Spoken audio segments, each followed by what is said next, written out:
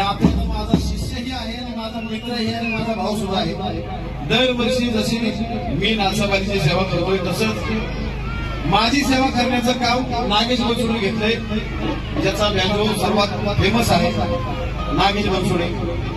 आणि ही कविता ज्यांनी गायली ते माझे बंधू आनंदराव यांची ओरिजिनल ही कविता आहे. पण आज ह्या नागेशसाठी मला वाटतंय सूर्य सूर्य तू मित्र कर नागेशा सारखा, तू मित्र कर या साजन सारखा.